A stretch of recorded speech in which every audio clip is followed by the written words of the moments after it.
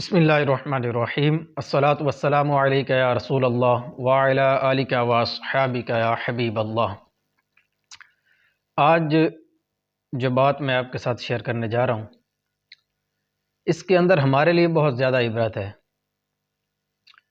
یہ کہانی ہے ایک ٹک ٹاکر کی۔ میں ویسے اس کو جانتا نہیں ہوں، لیکن ایک ویڈیو دیکھی جس کے اندر اس کے بارے میں بتایا گیا تو سوچا آپ کے ساتھ بھی شیئر کر دوں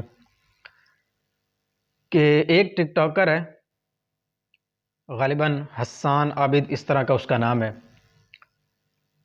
اس کے ٹک ٹاک پر ملینز میں فالورز بھی ہیں اور ویوز بھی تھے۔ وہ گانوں پر ریئیکٹ وغیرہ کر کے اپنی ویڈیوز اپلوڈ کرتا تھا۔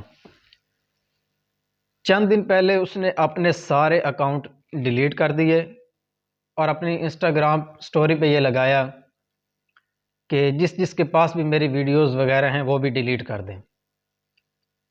اب وجہ کیا بنی؟ وجہ اس کے یہ اکاؤنٹ وغیرہ ڈیلیٹ کرنے کی وجہ جو سامنے آئی، اس نے جو بتایا کہ میرا ایک دوست تھا، چند دن پہلے ایک کار ایکسیڈنٹ میں اس کی موت واقع ہو گئی۔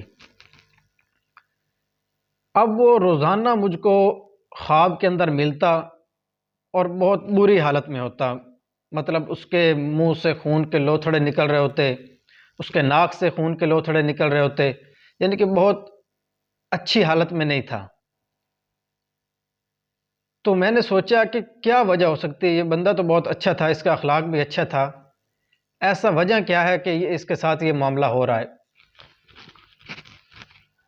تو جب اس نے غور کیا تو وجہ یہ سامنے آئی۔ اس نے خود یہ بتایا کہ میں نے ایک دن خواب کے اندر اس سے یہ پوچھا کہ یار آپ تو بہت اچھے تھے، لیکن اس کی کیا وجہ ہے؟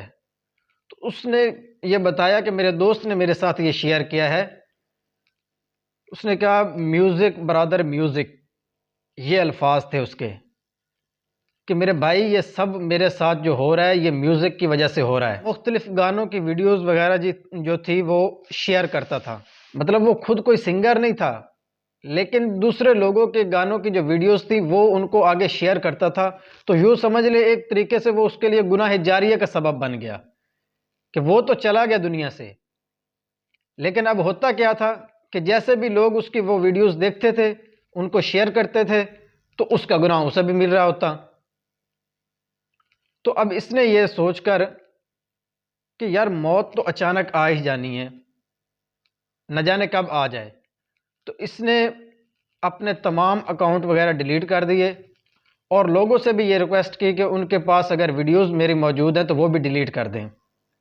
اور پھر جو دوست اس کا فوت ہو گیا تھا، اب اس کے اکاؤنٹس جو تھے ان تک اس کی رسائی نہیں تھی، تو اس نے کیا کیا، اس نے ہیکرز وغیرہ سے رابطہ کر کے اس کے اکاؤنٹ وغیرہ جو ہے وہ بند کروانے کی کوشش کی۔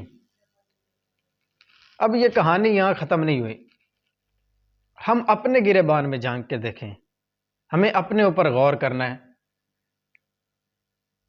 کہ ہم کیا کر رہے ہیں۔ آیا ہمارے معاملات بھی اسی طرح کے ہیں یا نہیں ہیں؟ دیکھیں یہ جو شیئر کرنے والا ایک آپشن ہوتا ہے نا، ہر چیز شیئر کرنے والی نہیں ہوتی۔ ہم یہ دیکھتے ہیں کوئی گانا ہے تو ہم شیئر کر دیتے ہیں، یہ جو شیئر بٹن ہے اس کو سوچ سمجھ کر استعمال کیا جاتا ہے، ہر چیز شیئر نہیں کرنی ہوتی۔ ہم ویڈیوز شیئر کر دیتے ہیں، ہم بھول جاتے ہیں، لیکن وہ ہمارے نامہ اعمال کے اندر لکھی جا چکی ہوتی ہے، وہ فرشتے نہیں بھولتے۔ اب جب بھی کوئی بندہ دیکھے گا تو اس کا گناہ اس کو تو ملے گا ہی، لیکن ساتھ ساتھ جس نے شیئر کیا اس کو بھی اس کا گناہ ملے گا۔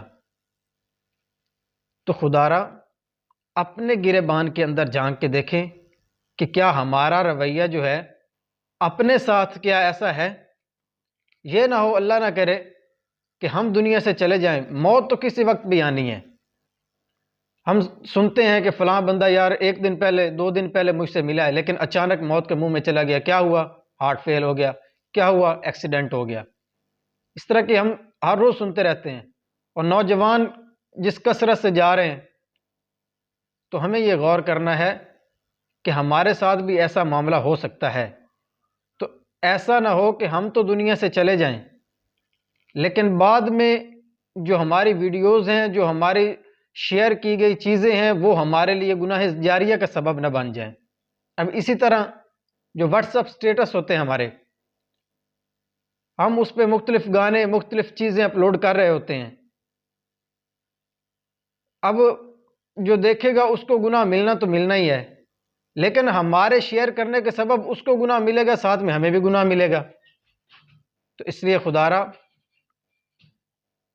ان باتوں پر غور کر کے اور یہ دیکھ کر، سوچ سمجھ کر سوشل میڈیا کا استعمال کیا جائے، تاکہ یہ نہ ہو کہ کل کو یہ ہمارے لیے ہی ایک گناہ کا سبب بن جائے اور ہم بھلے دنیا سے چلے جائیں اور ہمارے اکاؤنٹس کے ذریعے، ہمارے پیجز کے ذریعے یہ گناہ جو ہے آگے لوگوں تک پہنچتا رہے اور ہمیں بھی اس کا برابر گناہ ملتا رہے۔ اللہ پاک عمل کرنے کی توفیق عطا فرمائے۔